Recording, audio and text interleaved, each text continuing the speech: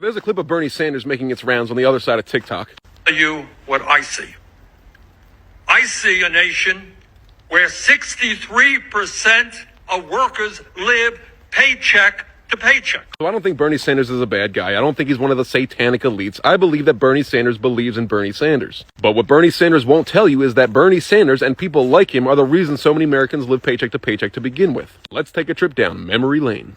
Now, I need you to pay attention. This is the Consumer Price Index over the last 110 years. From 1915 to 1925, it went up 7 points. From 25 to 35, it went up 7 points. 35 to 45, you gotta forgive me, the record button's right in the way of the number, but I assume it's around 7 or 8 points. 45 to 55, 8 points. From 55 to 65, it went up about 6 points. But from 65 to 75, it went up 22 points. And that big jump has continued as a trend ever since. Consumer Price Index growing exponentially ever since that, all the way into today. Now, what could have happened to go from averaging 6 or 7 points every decade to averaging over 25 points every decade? More going on than you might think. In the late 1960s, we saw the feminist movement. Millions of women plunging their way out of the house and into the workforce. Naturally, the workforce was flooded and demand for labor went down. But wait, now you'll see wages have steadily gone up since then. But what began to plummet around the same exact time was buying power of the US dollar. Buying power is how much you can buy with your money. In the 1950s, you could have been a garbage man and been able to afford a single-family home, a car, take care of your kids, your wife, the whole 9 yards, on one basic blue-collar income. But that all changed very quickly. In the early 1960s, this guy was the president. He was suspiciously shot in the face. Moments later, this guy was sworn in as president. None other than Lyndon B. Johnson, the same Lyndon B. Johnson who was known to be quite racist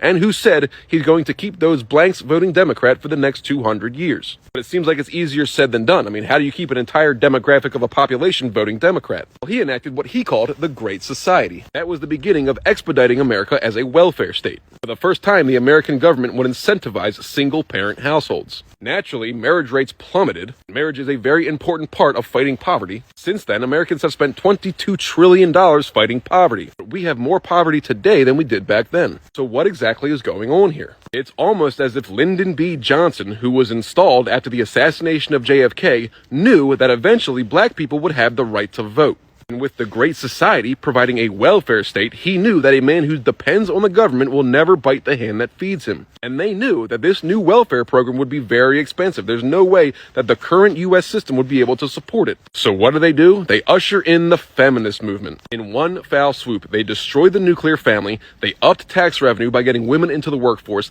and they incentivized an entire demographic of people to vote Democrat via a welfare state. That's what Bernie Sanders won't tell you.